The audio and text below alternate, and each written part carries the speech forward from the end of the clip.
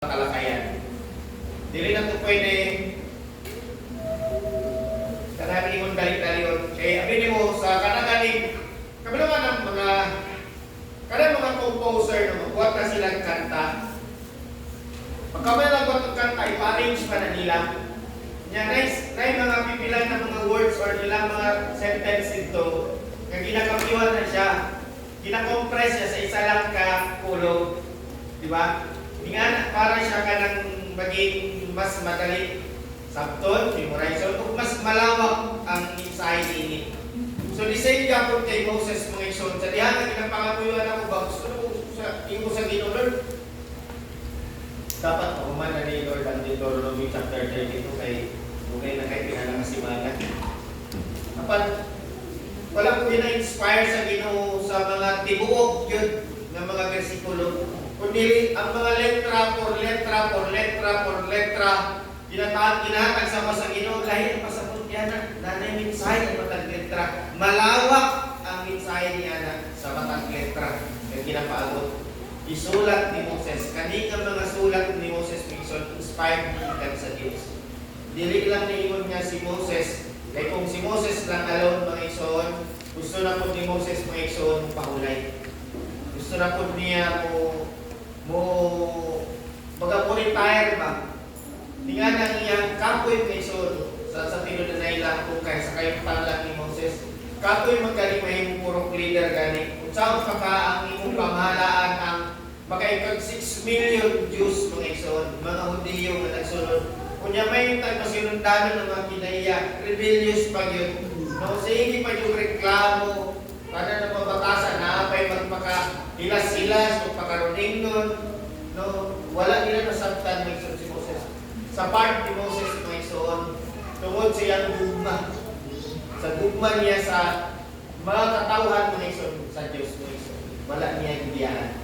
Yang i-deny na niya kaugalingon niya alang sa kabubuton sa Ginoo. Kung diri ng ison, nag-inspire ang Ginoo. Kaning mensahe sa kanta ni Moses, usa kini paalala nga punta masabtan sa bayan Israel. Kung kini mga igsoon ay imong mensahe mga igsoon para sa bayan Israel, para kanato kaluwasan kini. Kay anuman tipot larawan. Nakaingon ko kay Sister Rizal nga nganong ipakabrihan manimo na ng mga books nga tugma or maigog man sa mensahe. So karon mag-topic tao Sardis, Philadelphia, dili Jatira sa kaya na ito na doon karon. Dira, bitaw na. Eh, isod po doon buwan. Help na magutang sa langanin. Pero kung usog na ka, pakalitan na yan. Luto dito na. Okay, padayon ta. Deuteronomy chapter 32, the Song of Moses. At ito na sa tanaman last time. Kaya kayo continue, nagkuhan kayo sa kukuhan. Ini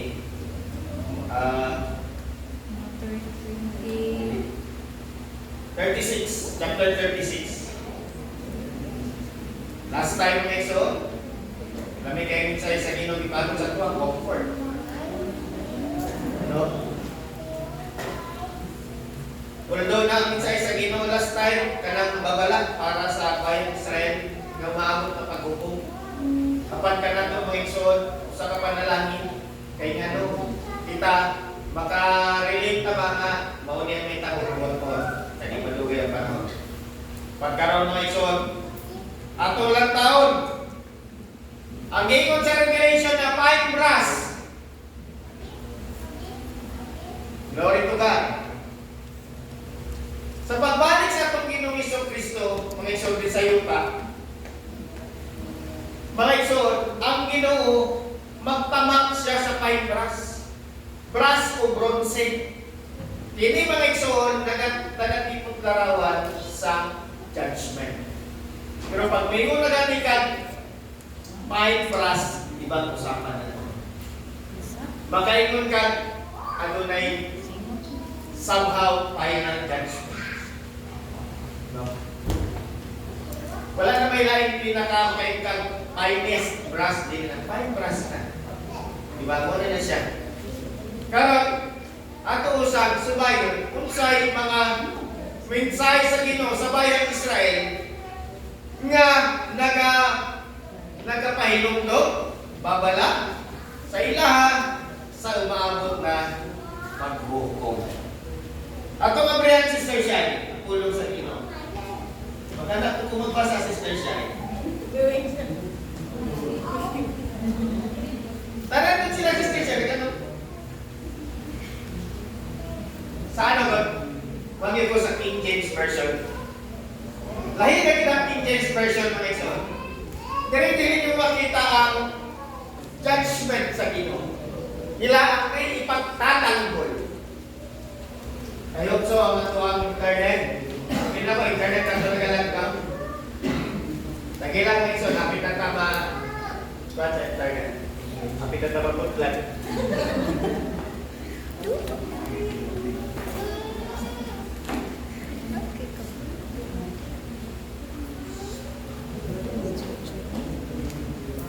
Kana Sister Bridget, sabi niyo anong nibarag mo na ito ang pagkawalan ng sinupin ko na Mike, so sa makausapay, remind ka mo letra por letra ta or word per word ha? Pag once ka rin mabasa na ito sa Bible,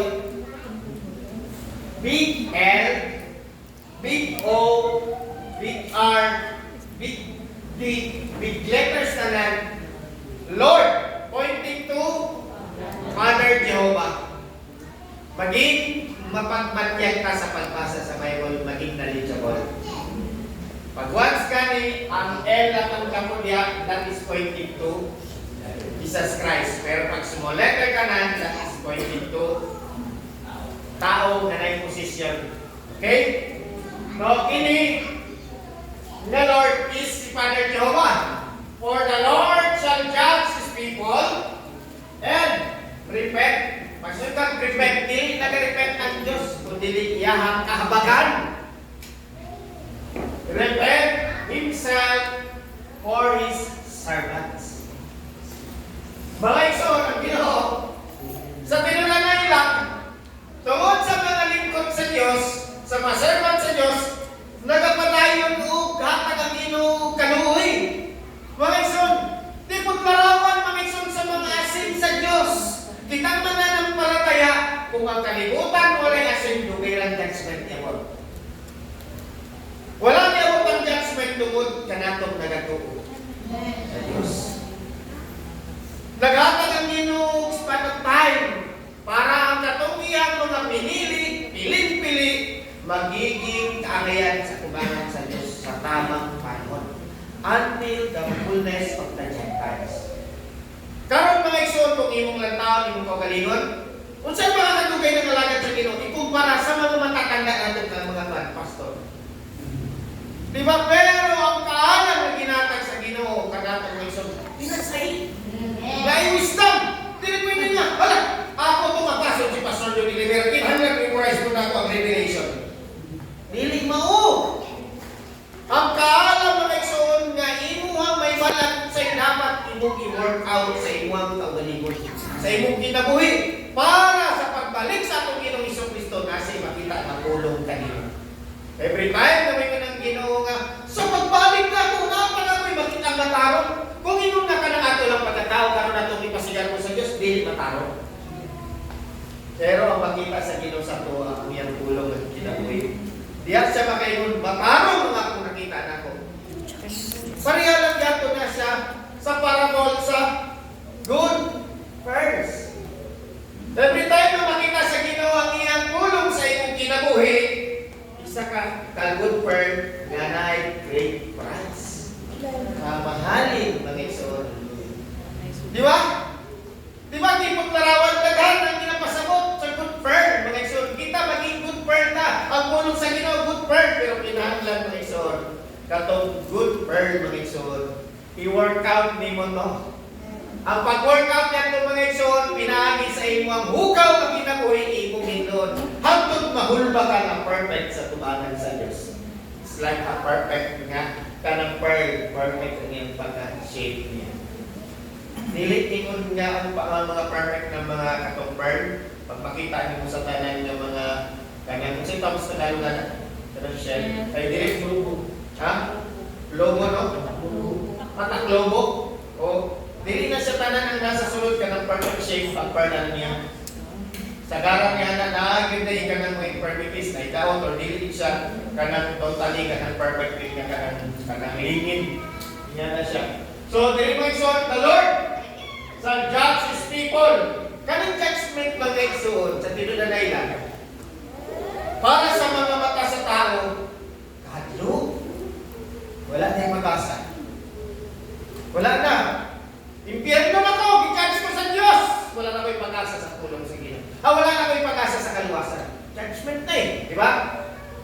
Pero mga iso, in the Old Testament, dili ka ng judgment magkapareho. Kay pagkabot sa Revelation, brother yan, ang bronze na himo ng pine, brass. Ano pa rin mo pinatawagan? Pine bronze. Maraming mali lang. Pine brass. Pero pala, ibaan ko natin sa church, ito yung natin. Ako lang gusto ipakita rin na ito na judgment for His people. Kanina mga babala sa Ginoo, pahinumdom, para magandang dapat ang bayang Israel. Bago pa sila mutabang sa Kanaan, sa Yuta, Menson, kabalo na sila. Dapat dili sila musamba sa Diyos-Diyosan, walay apostasi na may tabo, pagtalikod sa Diyos, kailangan sila ipahinumduman. Pero mga ikson, ang maong kakusog, mga ikson sa influensya, tingtal mga ikson, nga namugna sa kalimutan, naanandaan dito, nakatang sa ilang mga ikson, nagatag o kalipay, nagatag o kanang gigil sila mga unod para musamba sila sa Diyos-Diyosan. Ang tao, sama sa bayang Israel, proceeds to believe. Gusto nila makita nila ang ginasamba nila. Gusto nila magunita nila ang ginasamba nila. Pero dili na ang pattern sa Diyos. Walay pananampalataya kung ikaw nagasamba sa imong nakita. Ang pananampalataya dapat walay makita. Kung sa pamahimong pananampalataya, kung nakita ang gagalitan mo na. Di ba? Ang gusto sa Ginoo sama sa mga batang gagmay, pag mayroon sa iyang papa pa, palitin kong tulaan pa. Pag mayroon ng papa, palitan niya, pagbalik lang kung natin tulaan. Ang bata, sa paghawak pa lang sa aman, grabe ng kalipay. Hindi naman ako. Excited din siya na magbalik niyang papa. Nakakit talang tulaan, sigurado yun. Hindi na nakasing-kasing lang, gusto sa Ginoo nga, may utang sa atwa. Nga bisan pa man mga ikson, wala pa nato nakita ang mga ikson ng atong Ginoong Jesucristo, pero wala nato nakita literally, physically, pero nagtuuta nga buhik ang atong Ginoong Jesucristo sa atong makasing-kasing. Buhik na buhik. Okay? For that, okay.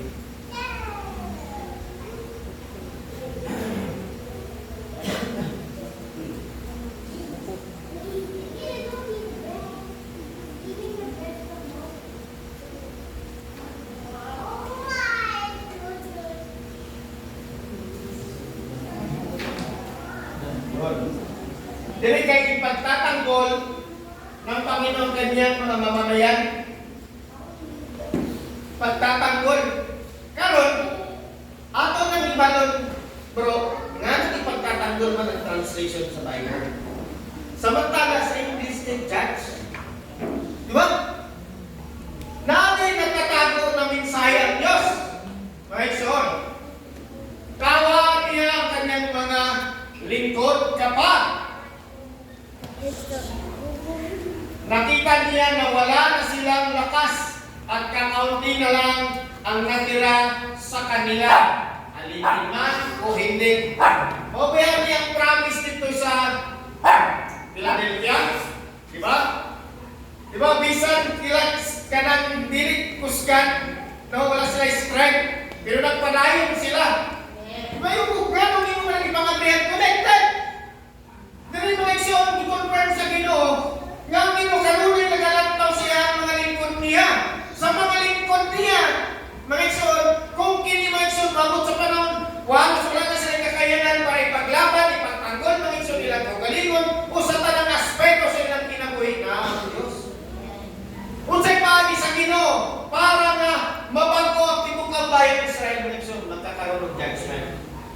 Noon ni karon ng ginaingon niya nga minsay sa Ginoo kanato unsa day ang pagsagot nato sa judgment. Diretso na tag 37 Sister Shine. At pagkatapos ay sa diha nga i-judge sa Ginoo ang bayang Israel. Magkaroon sila ng pamutanan sa ilang kaugalingon. At pagkatapos ay magtatanong ang Panginoon sa kanyang mamamayan. Kanyang pangutana sila na mahimong pangutana sila kaugalingon. Kanaunan, asa naman ang Diyos? Kaya Ginoo mag-judge mga igsoon kung wala kay wisdom ikat sa Diyos. Hindi mo malayan na ang mga pagsulay judgment na day sa Ginoo. Nasaan na ngayon ang inyong mga Diyos? Ang batong kanlungan ninyo. Kanya natin kay Garata 37. Sa judgment ka mga igsoon.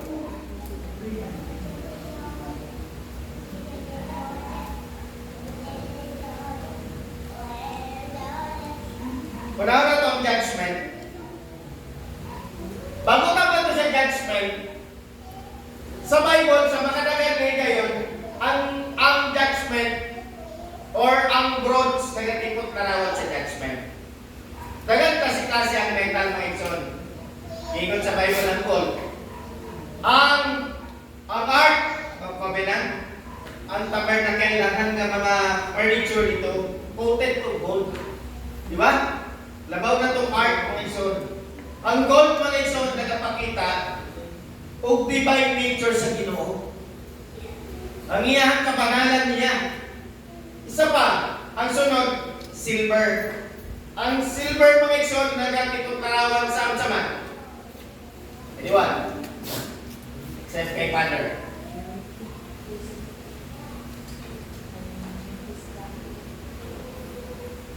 Tugali mong wisdom.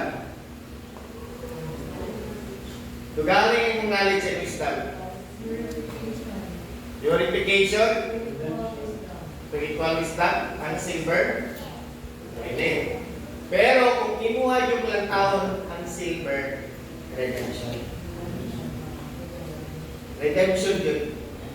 Ibayan muna kay Joseph. Diba? Pila ka silver. Pagkabot kay Jesus Christ, ibalik niya siya ni Judas. 30 circles of silver, ba? Mga isang redemption ang init sa silver. Karon sa tanan ng mga metal ng igsoon, ang bronze ang pinakabarato. Malang gold, malang silver, pinakabarato, bronze. O mga babae, magkakutang mga ritos, bronze na lang. Kadang katong buhay nga gigamit din na bronze man to kay ganagto. O ginatawag kay na.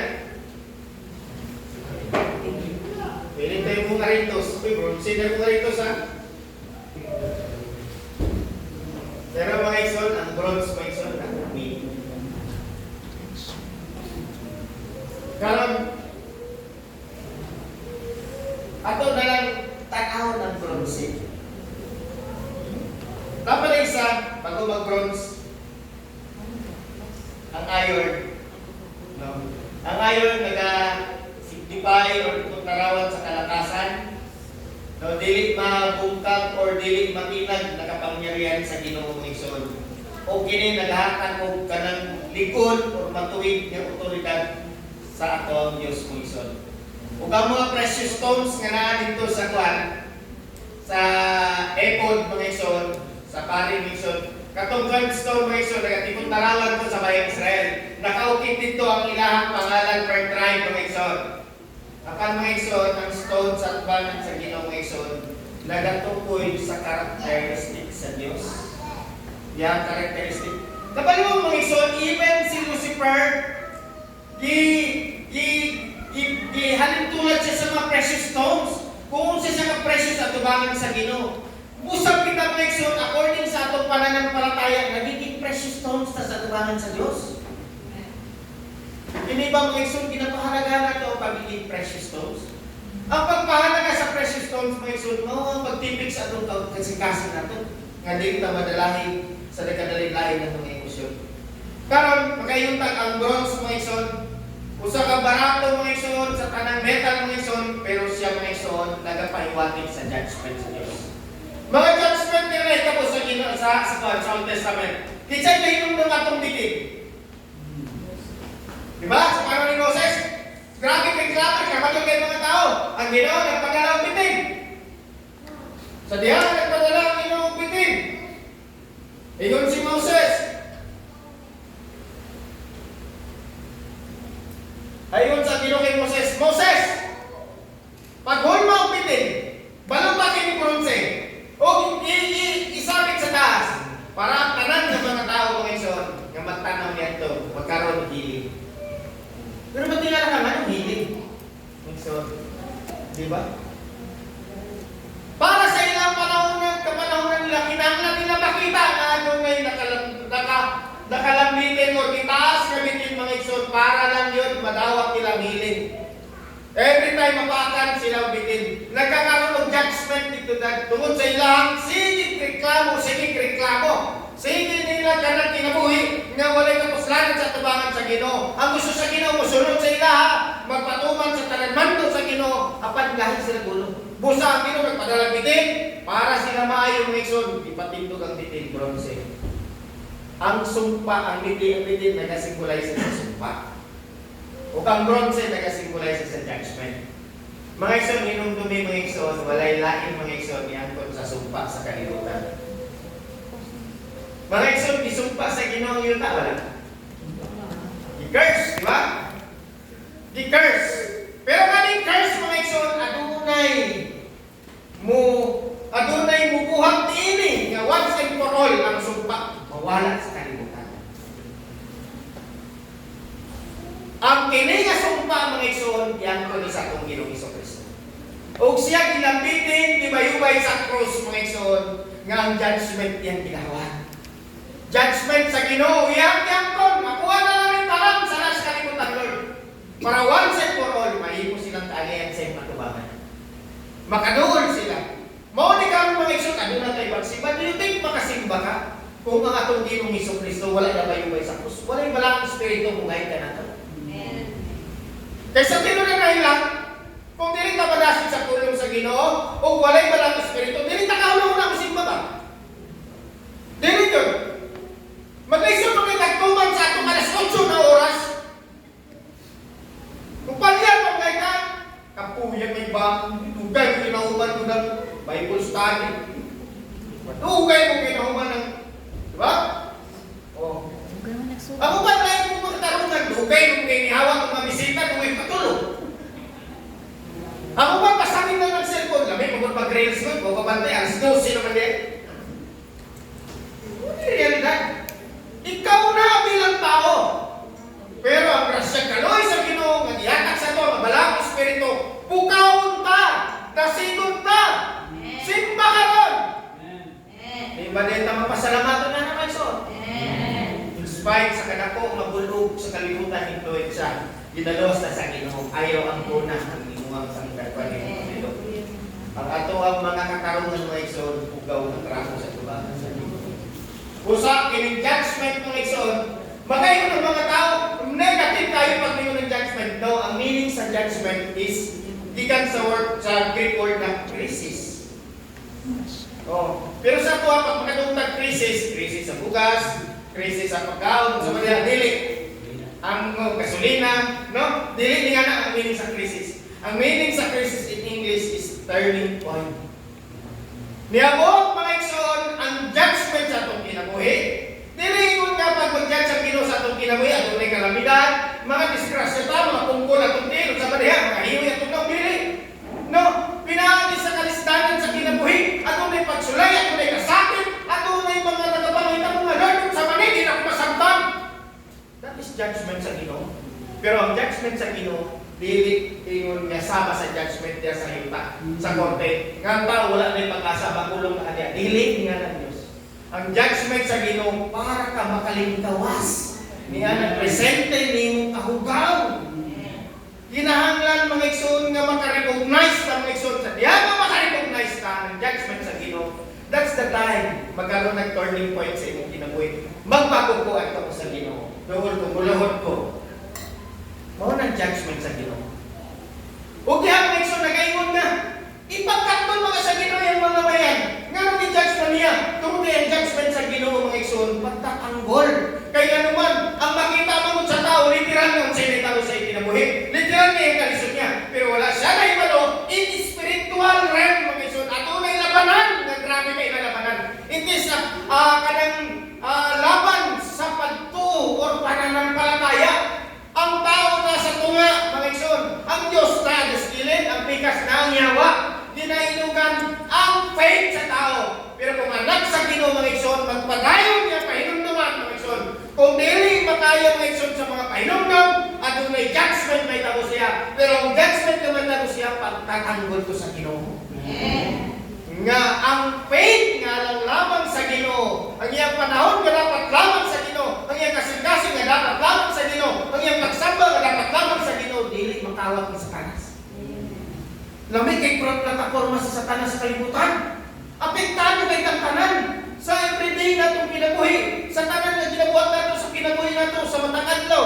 Cellphone pa lang daan na may influensya. Diha ang pagtatanggol sa Ginoo. Pinapagtanggol niya ang anak niya nga dili mapariwara, dili mapalayo, dili mawala sa kamot sa Diyos. Maunang pagtatanggol sa Diyos. Kaya pinaingon niya, pagtatanggol niya yung mga mayan. Pagtatanggol. Tapos kawaan ang mga lingkod. Napansin na wala na share. Teka. Mga igsoon, dito sa Revelation, adunay mga mensahe, painumdum, even sa Sardis, I will close and shut the door. Isarado niya kung walay mag-repent, kung walay magbago. Pero pag sa Philadelphia, I'll open the door. I will open the door. Di ba? No one can shut. No one can shut mga igsoon. Basta kung yan ito mga igsoon, dito sa katong pagsarado sa Ginoo, di ba? I will. Wala pa na saraduhan pa lang niya. Kung walay mag-repent. Kung ang katong mga tao sa Sardis mga igsoon, dili sila magpadayon. Dili sila pupulang mga igsoon sa katako mabulong ng influensya sa mga arsisi, sa tanan ng mga pagtulunan, mga pagano mga igsoon, ang Ginoo magsarado sila. Kaya na-stagnant sila sa justification. Pagkabot sa panahon ni Martin Luther, nagkaroon ang misa ito, escape ones, dahan ang mga nanglutawan ng mga relihiyon. Nanggawas ang mga Methodist, nanggawas ang mga Pentecostal, nanggawas ang mga Lutheran. Methodist. Kanang mga Lutheran, ang mga Wesleyan is fanatic na sila. Pero mingon kag international na mga simbahan, Baptist, Pentecostal, di ba? Adventist, di ba? Dagan. Kanagin sila ang mga naggawas yan. Hindi yung sila marunong, come out of her, my people. Sa panahon niya ng mga igsoon, ni Martin Luther, nahayag ang, ay may bisita tayo. Magtagalog tayo din lang ngayon.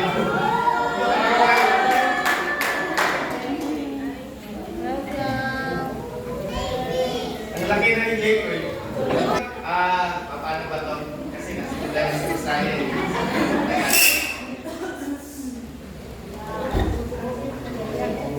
Saan galing tayo na ito?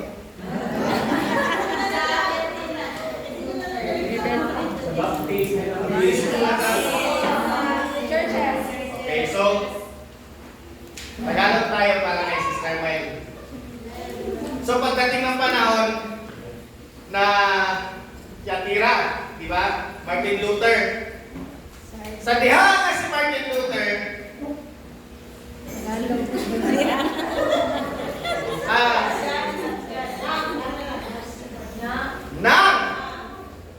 si Martin Luther ay nagturo, no? Nagpaunawa sa kaunawang justification. Ang mga tao sa Sardis. Sardis pala.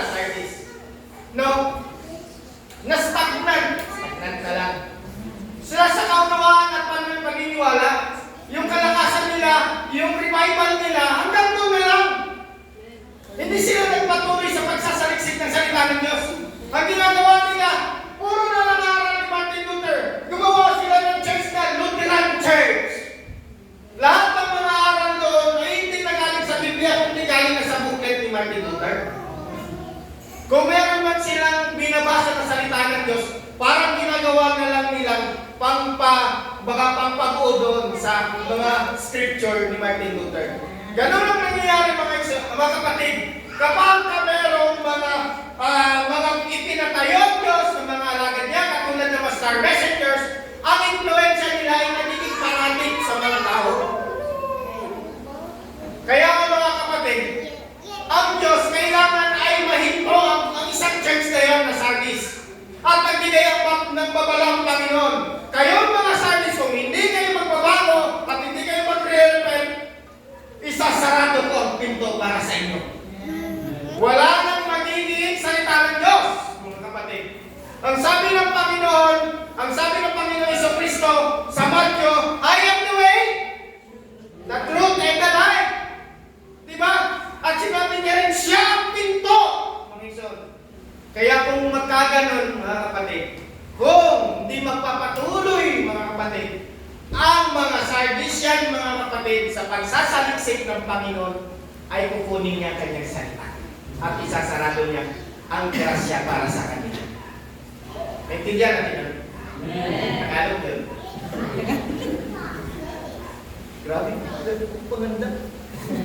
Okay? Ngayon, tuloy tayo. Pagdating doon sa Tiatira, Tiatira, Sardis, Philadelphia. Ngayon, merong pinatayo ang Panginoon na isang star messenger na ang pangalan ay John Wesley.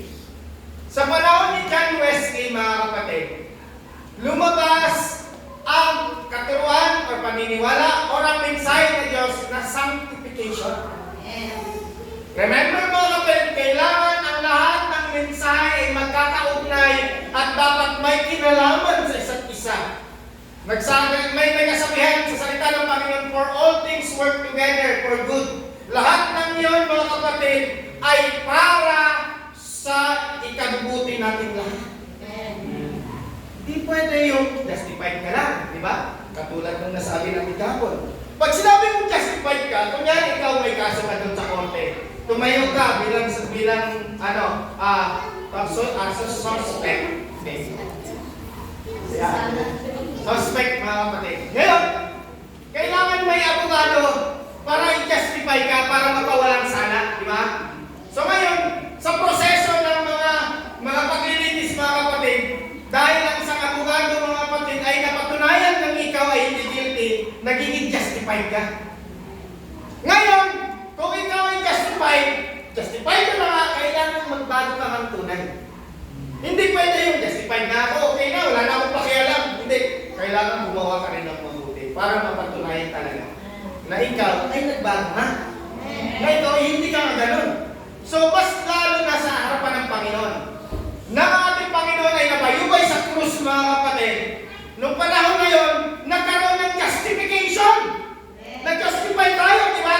Yung judgment na ginawa doon sa Old Testament, sa Genesis, na sinumpara pa rin ng lupa, lahat tayo, mga kapatid, ay dala-dala ang sumpang iyon. Ngunit nang dumating ang ating Panginoon, mga kapatid, nagkaroon ng judgment sa paningin ng mga tao, ay isa lamang itong simpleng pangyayari. Isang taong makasalanan, ipanabayubay sa krus, at walang nahilang. Pero sa mga anak ng Diyos, ito ay hindi po ganoon ang kaunawaan. Nagkaroon ng kalayaan doon sa panahon. Nagkaroon ng judgment na inako ng ating Panginoon ang judgment na nararapat para sa atin. At noong mga time na yon, na ipinako ang ating Panginoon ay nagkaroon ng pagkasilan. May sinilang. Noong mga panahon, walang iba kundi tayo, mga kapatid. Dahil kung walang judgment, walang isisilang, mga kapatid. May kasabihan ng mamatay ng dahil sa iyo. Totoo yun. Totoo yun. Yung mga bayani nagpapakamatay para yung susunod na henerasyon ay mabubuhay ng matiwasay.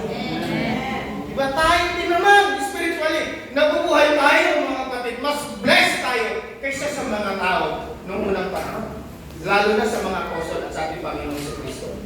Ang paghihirap nila, grabe. Nagsasalita sila ng salita ng Panginoon, nagsishare sila, ibinabahagi nila sa kung saan-saan man. Ano ba nababalik sa kanila, di ba? Binubugbog, pinapatay.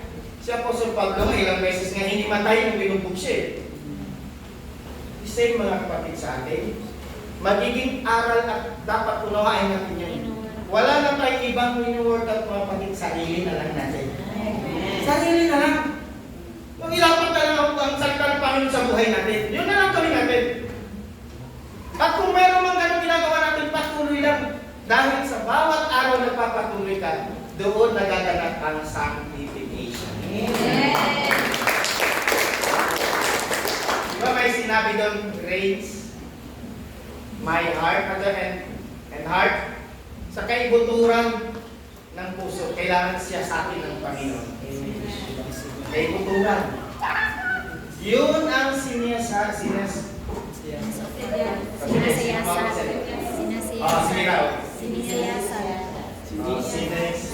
sa atin. Sinisiyasat sa atin. Sir, okay, sir? Right, magpatuloy tayo. Ayan! Binuksan na nga. Pero huwag na tayo dyan. Balik sa touch yan. Balik sa touch. Balik tayo sa judgment, mga ison. Ang judgment, mga ison, ay hindi masamang salita. Kundi ito ay isang salita na blessing, no? Panalangin para sa mga tao, sa mga anak lamang ng Diyos. Kasi ngayon, pinapaunawa sa atin sa Panginoon. Bakit may judgment? Kasi iba't ibang uri po ang judgment. Iba rin po yung mangyayari na judgment sa judgment of the nation. Iba din yung mangyayari doon sa judgment, papunta doon sa millennium. At meron pang final judgment pagkatapos ng millennium. Pero mga kapatid, naisip ba natin na every time or bago magkaroon ng judgment, ay merong mensahe ang Diyos, mga babala.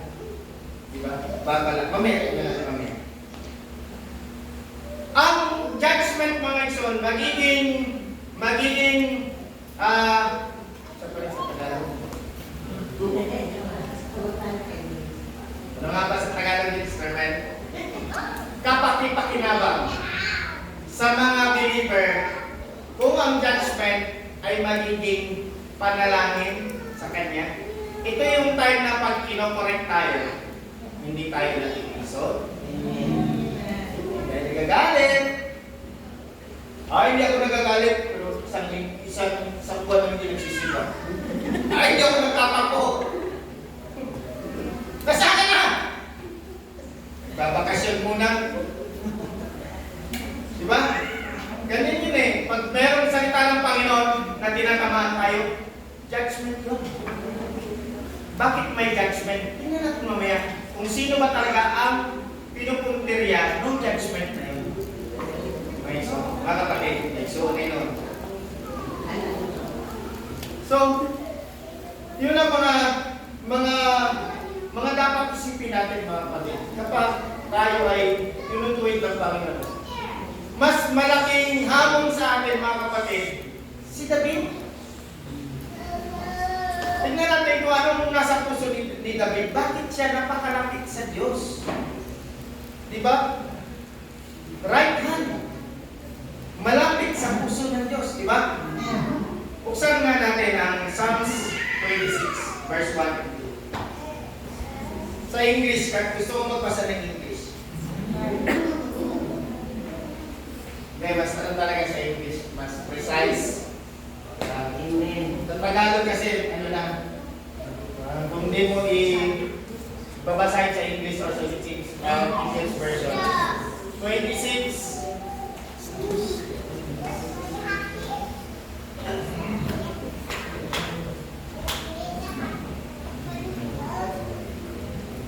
Verse 1.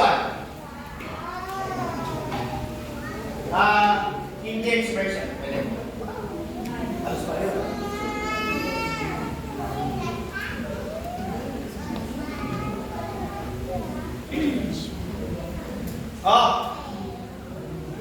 Sabi ni David, diba?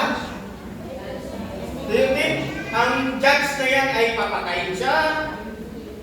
Hindi. Diba? Judge me, O Lord! Lord. Father Jehovah.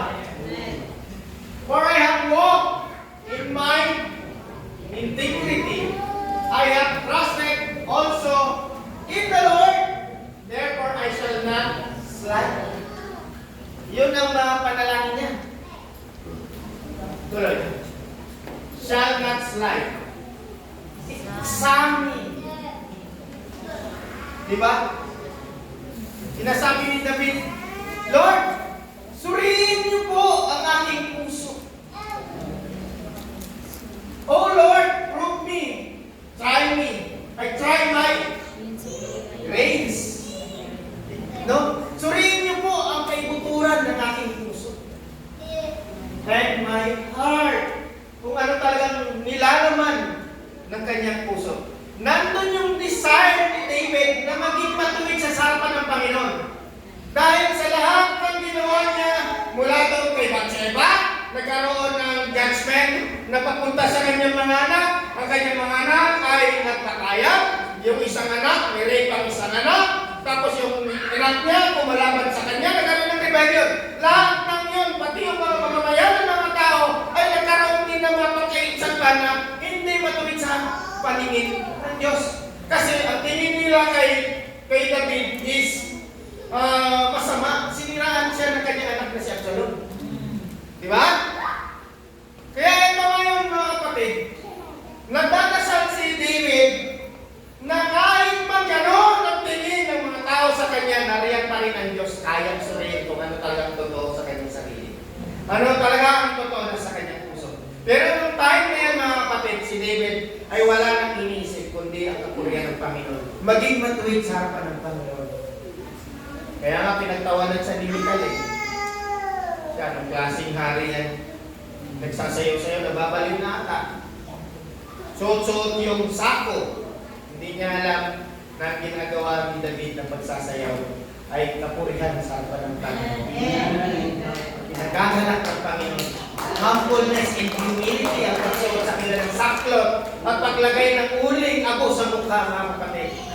Yun ay total surrender sa harapan ng Panginoon. Na sana ngayon mga kapatid ay mangyari sa puso natin.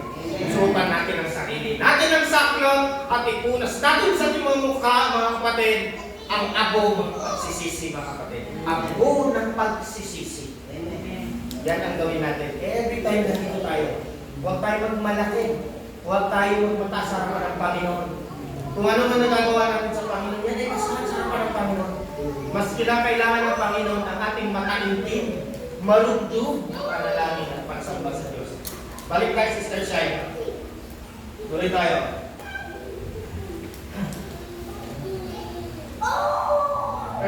Nasaan na ngayon ang inyong mga Diyos? Ang batong kanlungan ninyo. Ngayon mga kapatid, ang Panginoon ay nagpadala ng judgment. Mga kapatid, hindi yun mga kapatid pagpaparusa, kundi yun ay paalala ng Panginoon na para sila ay bumalik sa Diyos. At tatanungin sila ng Panginoon sa pagbalik nila, nasaan na yung Diyos-Diyosan ninyo? May nagawa pa siya? Wala mga kapatid. Dahil sa simula pa lang, nandun sila sa ang bayang Israel ay nandun pa sa kamay ng mga Egyptian, sa kamay ni Pero mga kapatid. Lahat ng mga plagues doon na nangyari, yung mga kahayupan doon mga kapatid, yung mga pinakita doon mga kapatid, ay mga Diyos-Diyosan yun ng mga Egyptian. Diba? Yung mismo mga palaka, sinasamba nila, eh ngayon inatake sila ng palaka, wala silang magawa. Diba? Maraming ipinala ang Panginoon.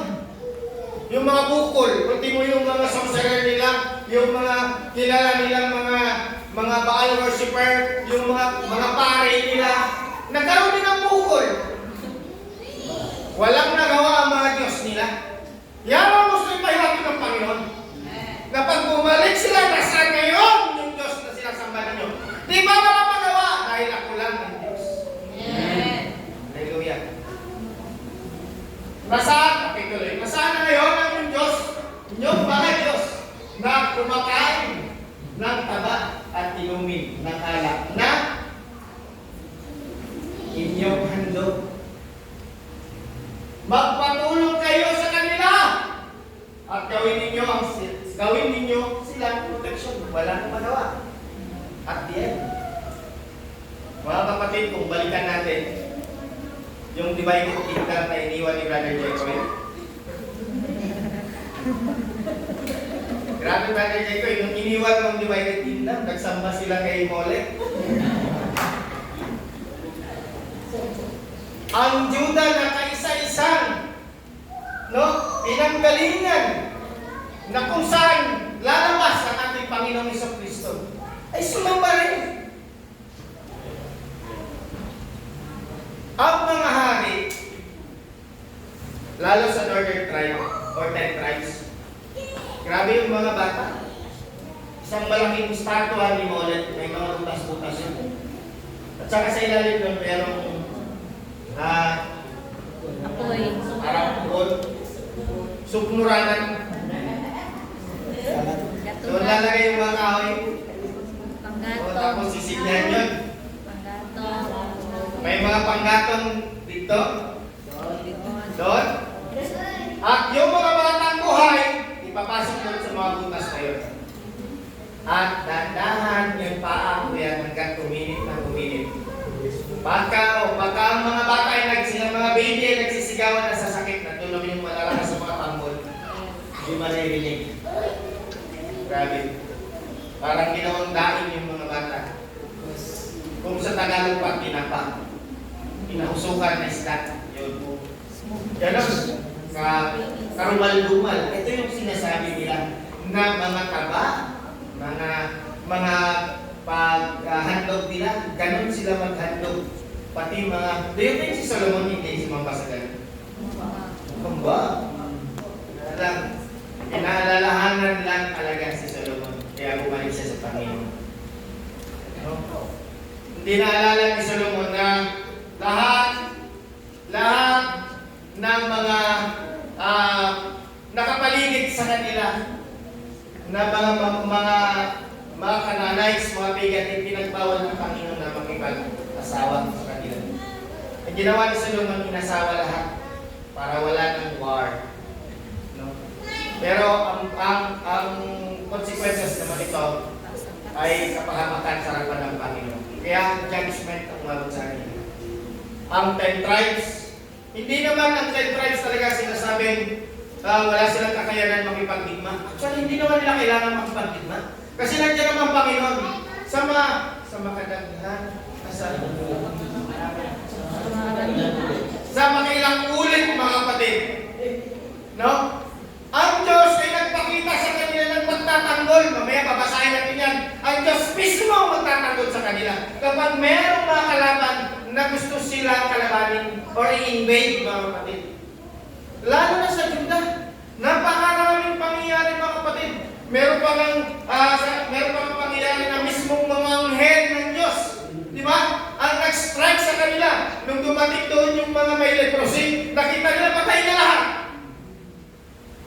Ginawa ng mga leprosy, kumain sila doon, nakita sa kanila, ibinalitan doon sa hari. Patay na lahat ang mga tao doon. Kaya yung mga dalawang leprosy na pumunta doon, punta tayo doon. Total, wala naman itong buhay natin, mamamatay na rin lang tayo. Pumunta tayo, baka kawaan tayo nilang, makainit tayo. Ganun na nasa isip nila. Pero hindi nila alam ay ginawa ng Panginoon sa lugar na yan. Lahat ng mga Filisteo patay na. Pinatay ng ng Diyos. Kaya ganun mga kapatid, hindi dapat sila sasamba. Ganun din tayo mga kapatid. Maraming pagsubok sa buhay, pero hindi natin kayang patayin yung mga pagsubok na yan. Ang Diyos lang ang kayang pumatay ng lahat. Ang kailangan lang natin, bumuhod tayo dito. Tuhod lang. Maging sa sarili natin, maraming pagsubok. Ang hirap intindihan ng sarili. Ang hirap unawain. Hindi natin alam kung ano ba talagang gusto ko. Ano ba talagang makapagpapasaya sa akin? Hinahanap natin yung tinatawag na parang mapuno ka, masatisfied ka. Pero hindi natin mahanap yan, makikita sa mundo. Hindi natin makita sa mga bagay-bagay. Narito na po yun sa salita ng Panginoon. Tuloy tayo. Gawin ko nga, malapang na Panginoon. Tuloy ko first time.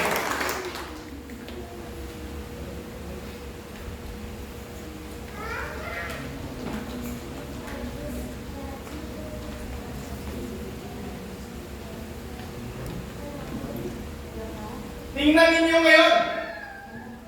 Ako lang ang Diyos. Exclamation point.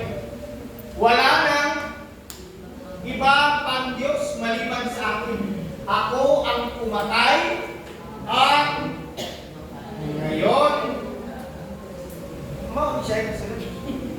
Sakto lang ito. Ako ang pumapatay at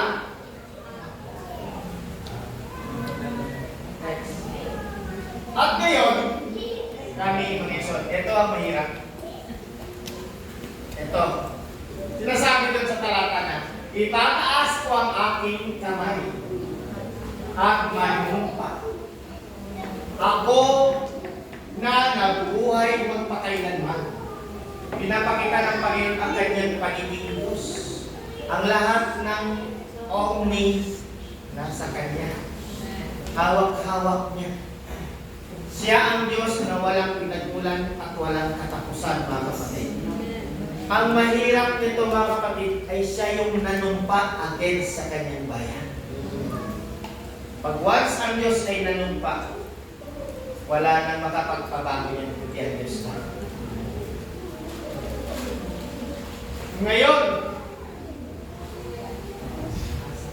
yun ang kasi-special. Abalik sa mga. Hahasain ko ang aking espada at gagamitin ko ito sa aking pagpaparusa. Wow! Ang Diyos, mga kapatid, ay banal. Hindi ito isang literal na espada, mga kapatid, na ginagamit ng mga sundalo o ng mga hari. Ito ay salita ng Diyos. Kapag ito'y tumama sa iyo, maging sa kailaliman ng buto mo, ay talagang tatanos ito. Amen. Hahasain ko ang aking espada at gagamitin ko ito sa aking pagpaparusa. Gagantihan ko ang aking mga kaaway at pababayarin ang mga nakukuot sa akin. Ngayon, mga kapatid, ito ay isang panunumpa na gagawin ng Panginoon na hindi mapipigilan ng tao. Na kahit anumang gawin, mga kapatid, kung ang sumpa at ang judgment ng Panginoon ay darating mga kapatid. Katulad ng mangyayari ngayon na darating sa atin. Magkakaroon ng judgment, mga Isun. At itong judgment na ito, mga kapatid, na darating ay isang judgment na nilinisin ng Panginoon ang kanyang creation. Ang mundo, mga kapatid.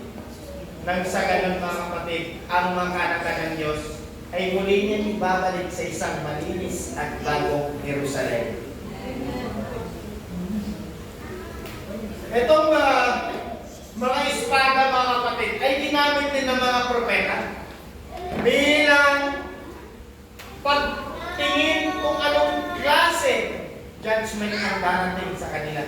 At nangyari na sa bayan sa ito. Sister Shed, pagbukas sa Nahum chapter 3 verse 3. Nahum. Tagalog, pwede.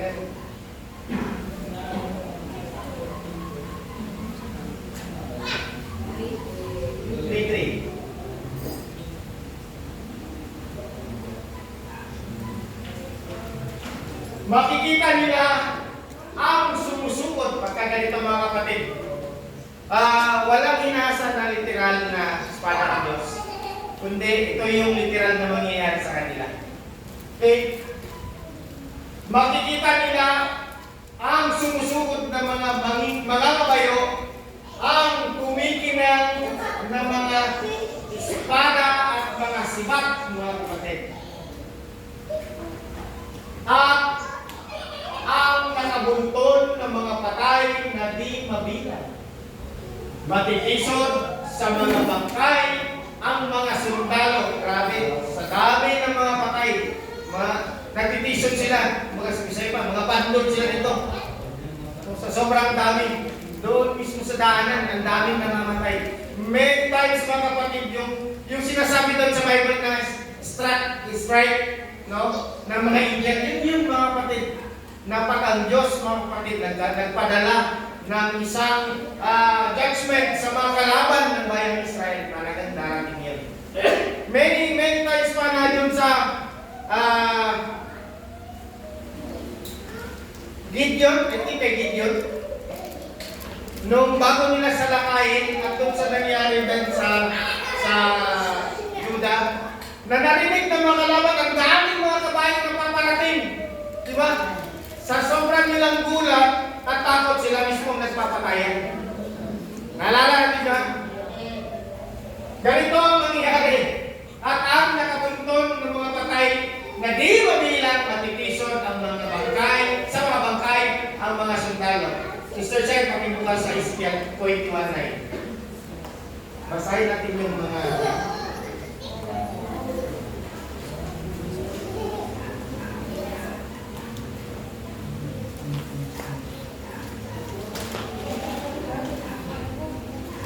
Anak ng tao! Sino ito? Anak ng tao. Jesus? Wala pa si Jesus Christ. Israel. Sino? Israel. Anak ng tao! Sino ito? Israel. Robeta. Sino ang propeta? Ezekiel. O, si Ezekiel. Si Ezekiel! Inutusan niya ng Panginoon. Sabihin mo at ipinapasabi mo sa mga tao. Sabihin mo, ako ang Panginoon ang nagsasabi nito. May paparating na judgment. Hinasa ko na ang espada ko para patayin kayo. Wow. And do you think, literally, meron talagang Diyos na doon warrior, may dala sa pagkatagay sila? Hindi po. Gagamitin ng Panginoon ang mga pagan para sila na sumipatay. Yun ay kalooban ng Panginoon.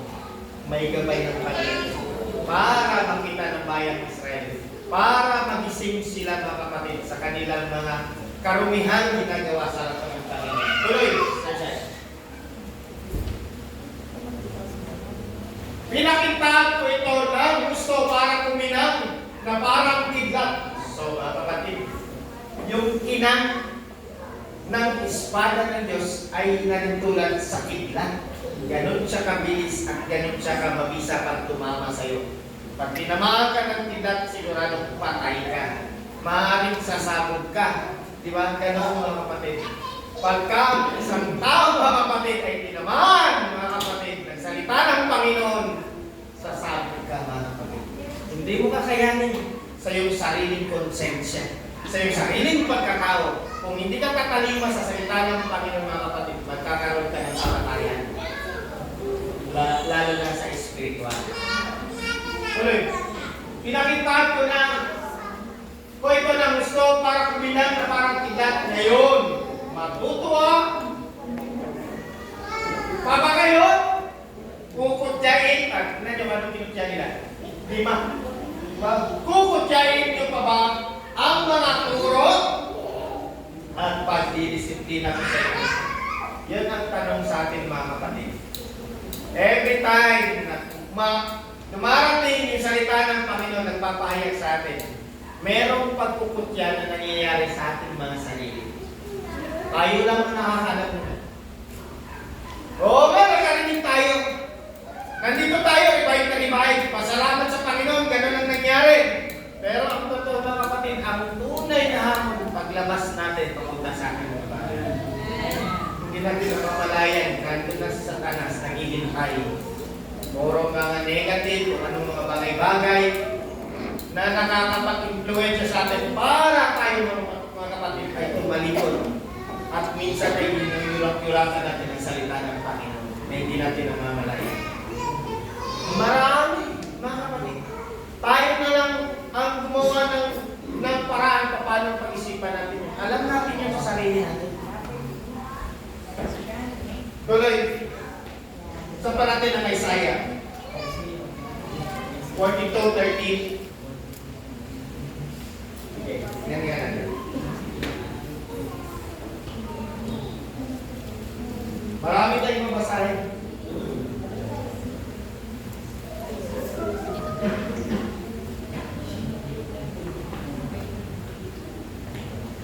Isaiah 42:13.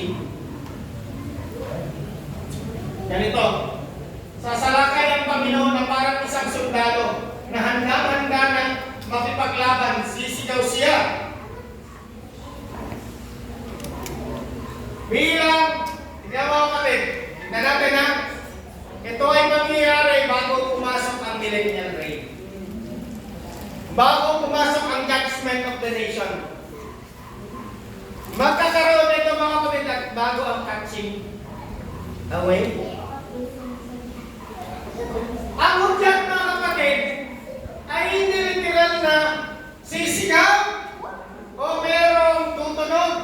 Ito ay isang pakakak o trompeta. Merong darating na salita ng Panginoon mga kapatid, na merong darating na judgment mga kapatid. At kung bago dumating yung judgment na yun mga kapatid, katulad ng sinabi na ipagtatanggol ng Panginoon at kawaan niya ang kanyang mga lingkod, tayong lahat po ay lingkod ng Panginoon. Dahil tayo naglilingkod sa Panginoon, di ba? Tayo ay ihanda ng Panginoon. Sa salitang ito, bilang hudyak, remember mga kapatid, ginamit ng Diyos ang mga trumpet para husgahan or i-judge ang wall of Jericho. Tumunog muna ang mga trumpeta sa kabumagsak ang wall of Jericho. Bago tumunog ang trumpeta ay nagkaroon na ng ilang mensahe paikot sa wall of Jericho. Nasanay nakita ito ng mga tao doon sa wall of Jericho. Na ang dumating sa kanila ay judgment, dapat silang sumuko sana kung gusto nilang kawaan sila. Pero hindi mga kapatid, dumaban sila. Ganon din po sa ating mga panahon. Do you think mga kapatid, bago dumating ang ating Panginoong Jesucristo, walang pakakak na tutunog? Walang trumpet? Ang mensahe nito ngayon na nangyayari, trumpeta para sa atin. Para maghanda tayo mga kapatid sa darating na judgment. Basahin nga natin. Ay, tapos at siya. Bilang tiyak ng pagsalakay at magtatagumpay siya laban sa kanyang mga kaway. Tapos, wala. Okay, buksan natin ang gusto ko buksan yung pinasabing huling pagkata.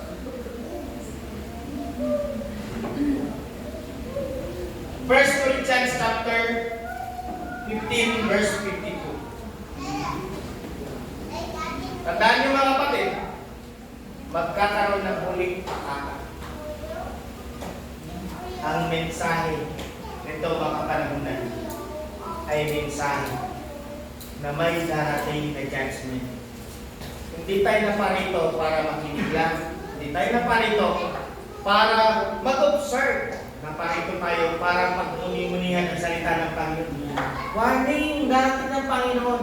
Huwag kang magpapakampante na nandito ka, nagsasamba ka, nakikinig ka ng salita ng Panginoon, pero hindi mo naman isinasabuhay. Yun ang mahirap. Yun ang mahirap. Okay? Ano sinasabi ng salita? No? Mensahe ni Apostol Pablo sa mga taga-Korinto, mga kapatid. Sa isang iglap, sa isang baka, ganong kabilis ang kidlat. Kasabay ng pagtunog ng huling trompeta, mga kapatid. Magising! Magising, sana nakikinig. Magising sana tayo spiritually, mga kapatid. Huwag na natin isipin kung anong nangyari sa buhay natin, kung anong mga pagsubok, kung anong mga kinakalaban natin, kung anong mga samaan ng loob, kung anong mga inanakit, isang tabi natin nun. Para lagyan natin ng puwarong, lagyan natin ng pandinig ang salita ng Panginoon na nainig na magbigay ng mensahe sa bawat isa sa atin, mga kapatid. Ito ay spiritual na mensahe. Kailangan i-workout natin, bawat isa sa atin, mga kapatid, na ang salita ng Panginoon ay tunay nga mangyayari sa buhay mo. Dahil ang pakakak na ito ay ito na ngayon na mensahe. Itong mga mensahe sa huling kapanahunan. Mid in your season. Dinadala tayo ng Panginoon sa isang mensahe na pag dumating yung panahon, naharap tayo sa Panginoon, matuwid sa kanyang harapan. Ano sinasabi sa Revelation doon sa Philadelphia? I know your works or deeds. Di ba? Nalalaman ng Panginoon ang ating mga pag-workout. No? Pagkatiyaga. Pagsisikap, mga kapatid. Pagkatiyaga. Hindi ko matanggal sa online. Di ba? Alam ng Panginoon, I know your deeds. Yung pagsisikap, mga kapatid nila, na hindi sila makompromise ng isang malakas na hatak o influensya na nasa sanlibutan. Ganon din naman tayo. Minsan, mga kapatid, sinusubok tayo sa mga pangangailangan. Di ba? Minsan, ang kahirapan ng buhay, isang malaking pagsubok sa buhay natin. Na kung minsan parang nakakaranta tayo, Lord, gusto ko Panginoon na magsama sa iyo, mag-alay ng Panginoon. Pero mga kapatid, nandun din tayo sa katayuan na walang-wala. Di ba? Oo. Kaya anong ginagawa ng Panginoon? Wala tayong pamasahin. Anong ginagawa ng Panginoon? Sinisiyasat ng Panginoon ng ating puso. Doon tayo tinitingnan ng Panginoon. Di ba? Kahit sabihin man, wala natin sa trabaho, may duty ka ng Sunday. Pero may mga kapatid, sa katagalan ng panahon na makikita ng Panginoon ang iyong pagsusumamo na kahit na matagal ka nagsisimba, siyempre, nagdarasal ka, na makasimba ka, makarinig ka ng salita ng Panginoon. Mga kapatid, narinig din ng Panginoon. Darap yung panahon. Makikita mo na lang nagsisimba ka na yung Sunday. Diba? Glory to God. Yun ang paraan ng Panginoon. Kailangan lang ituwid ang ating mga puso, mga kapatid. Dahil dyan sasagot ang Panginoon sa atin. Minsan sinusubukan. Ano sila sakit? Ito, isulat ko ito para sa anghel na nagbabantay sa iglesia sa Sardis. Mga kapatid, ang iglesia hindi literal building. Ito ay ang mga mananampalataya. Okay? Ito ang mensahe ng may 7 Espiritu ng Diyos na may hawak ng 7 bituin. Alam ko ang mga ginagawa ninyo. Marami ang nagsasabi na buhay ang pananampalataya ninyo sa akin. Ngunit ang totoo, parang kayong patay. Bakit ganon? Buhay na buhay. Sa panahon ni Sardis, mga kapatid, ang mga mananampalataya ay hinuhog sa napakaraming mga aktibidades sa church. Kaya parang enjoy na enjoy sila. Ganito kami. Ganito sa church namin. Maraming gawain. Pero ang totoo, wala na talagang salita ng Panginoon. Puro na lang mga programa, which is nangyayari sa ating panahon ngayon.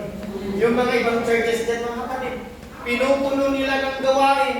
Mga gawain ng makatao, mga kapatid, kung ano-ano na lang pinagawa sa mga young people, to the point nagkakaroon na ng beauty pageant, nagkakaroon, mga ganun, compromising. Hindi na dapat ganun, hindi na yun. Ang nais ng Panginoon ay suriin ang kanyang salita at pagpatuloy.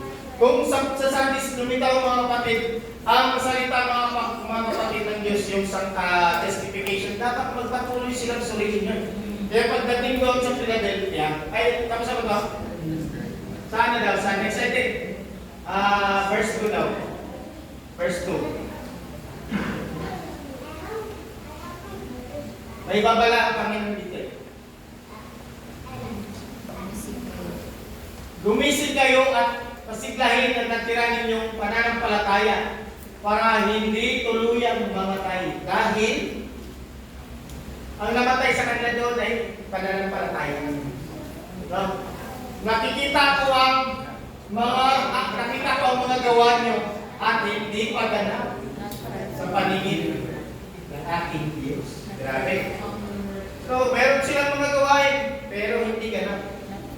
No, hindi perfect. No. Sakto ba naman sa Diyos? Sa harapan ng Panginoon? Kulang. Kasi iniwan nila ang salita. Pag walang salita, walang pananampalataya. Nakikita ko ang magawa ninyo ay hindi paganap sa paningin ng aking Diyos. Anong mga babala?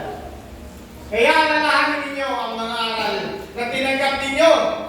Sundin ninyo ang mga iyon at pagsisihan ang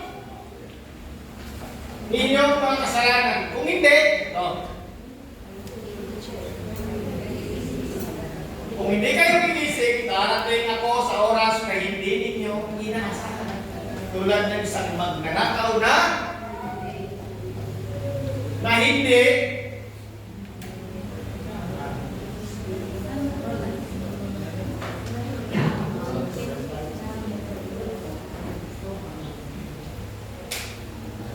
hindi ninyo inaasahan, tulad ng isang magnanakaw na hindi ninyo alam kung kailan darating. Tuloy. Kaya, ngunit may ilan sa inyo riyan sa Sardis na hindi nahawa. No, meron. No? Meron ilan. Pero tingnan natin kung ano. Ngunit may ilan sa inyo riyan sa Sardis na hindi nahawa sa masamang gawain ng iba. Tuloy. Lalakad silang kasama ko na nakasuot ng puting damit. Dahil karapat-dapat sila. Diba? Ito yung reward sa kanila, mga kapatid. Mga kasama nila Diyos. At magtatagumpay ay bibisan ng puting damit at hindi ko alisin ang pangalan niya sa aklat na listahan ng mga taong binigyan ng buhay na walang hanggan, ipapakilala ko. Ito ba ito? Sila sa aking Ama at sa kanyang mga anghel na sila ay mga tagasunod ko. Sa mga ilan, mga kapatid doon sa Sardis at sa mga nalunod doon sa mga aral na lumabas sa Sardis, aral ng mga RCC, mga kapatid, ay nagbigay ng babala ang Panginoon sa kanila. Okay, balik tayo Sister Shine sa 1 Corinthians 15:52. Ito, napakagandang mensahe nito mga kapatid. Isang paalala. At isang pangako ng Panginoon para sa atin. Panghawakan natin ito.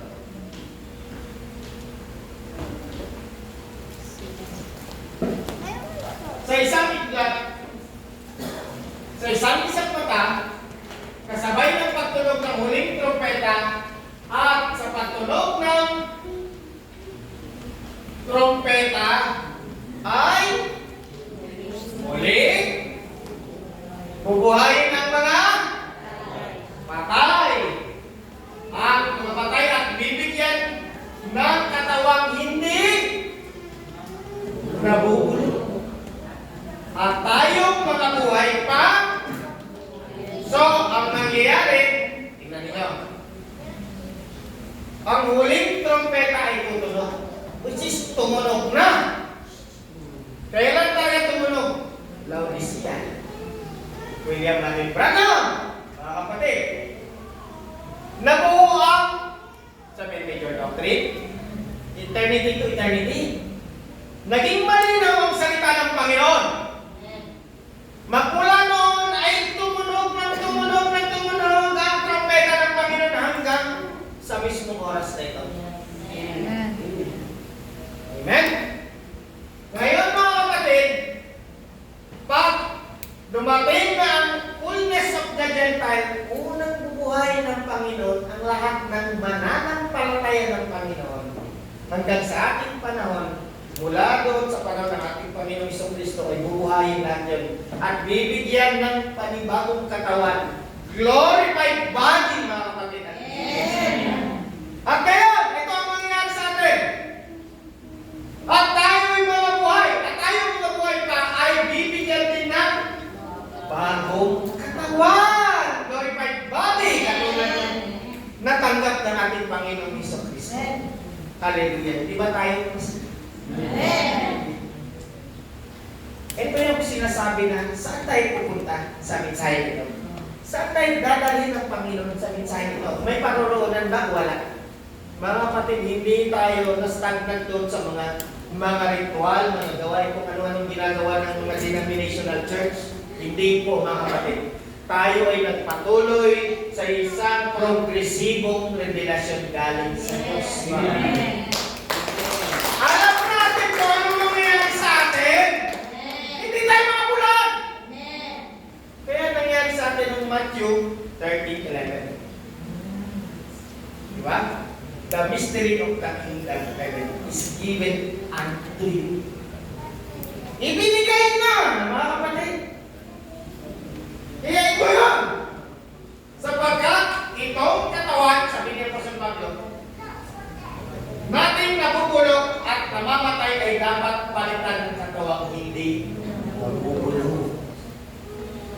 Tuloy. At hindi namamatay. Ano pa? At kapag ang katawang ito na nabubulok at namamatay ay napalitan na ng katawang hindi nabubulok at hindi namamatay, matutupad na sinasabi sa kasulatan na ito. Jesus conquered the grave. Jesus conquered the grave. Ito yung kasalanan, mga kapatid. Ang kasalanan ay kadikit ng kamatayan.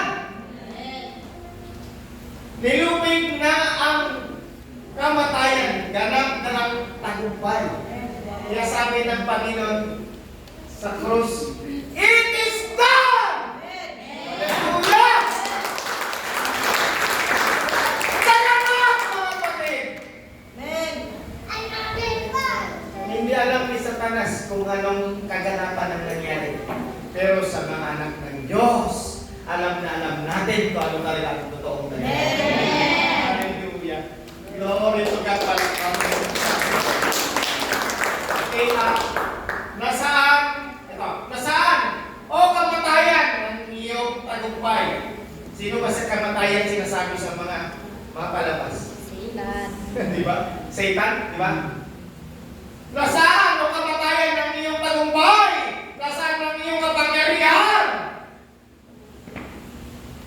May kapangyarihan lamang ang kamatayan sa atin dahil sa Salamat. Naway nawa natin mga kapatid. Nagkakaroon ng kapangyarihan sa atin ngayon si Satanas dahil nananalaytay pa sa dugo natin ang kasalanan. No wonder kung bakit minsan nagkakamali tayo. Meron tayong kanya-kanyang pag-ugali na wino-workout pa natin. Dahil doon, mga kapatid, pero darating ang Panginoon, bibihisan tayo ng Panginoon ng panibagong katawan na hindi na, mga kapatid, dinadaluyan ng dugo ng serpente, mga kapatid. Ito ay pure na dugo ng ating Panginoon at lilinisin niya ito, mga kapatid. Hallelujah. Tuloy balik tayo sa ating text, Sister Shine. Bago tayo magtapos.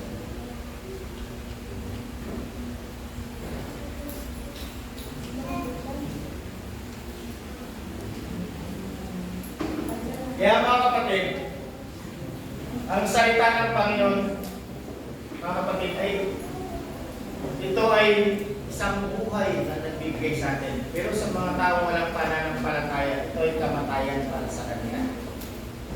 Kamatayan sa kanila, nakakasakal, mga kapatid. Balik tayo, Sister Shem, Dito Romeo. Basahin mo ang aking espada at gagamitin ko ito sa aking pagpapalusad. Gagantihan ko ang aking mga kaaway at pagbabayarin ang mga napupuot sa akin. Tuloy. Dadana ang kanilang dugo sa aking pana at ang aking espada ang papatay sa kanilang mga katawan. Last verse. Mamamatay sila pati na ang sugatan at mga bilanggo. Mamamatay pati ang kanilang mga pinuno. Mga kapatid. Present ko sa natin kung ano talaga ang salita, ano talaga ang espada na yan. Hebrews 4:12.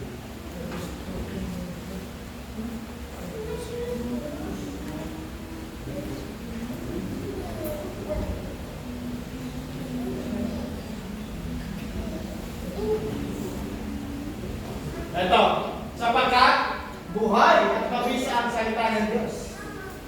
Diba? Nabasa natin ng espada. At higit na matalas kaysa alinmang espada, magkabila ang talim. Tumatagos ito hanggang sa kaluluwa at espiritu at hanggang sa kasukan at kaloob-looban ng buto. Nalalaman ito ang pinakamalalim na isip na iniisip at hinahangad ng tao.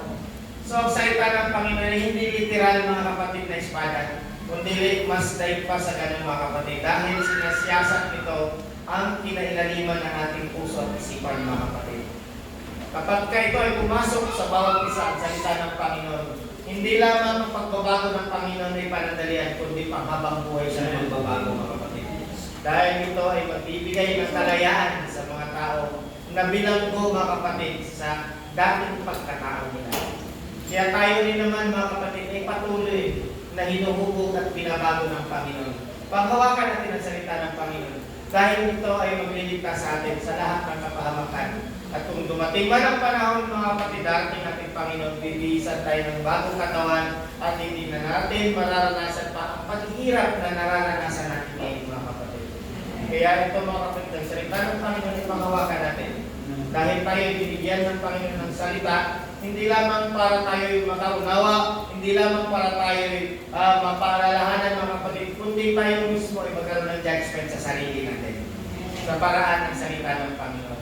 Purihin ang Panginoon at yun lang po ang salita ng Panginoon. Bibigyan ko para sa kaya, manalangin po tayo. Diyos, kalabing balaan sa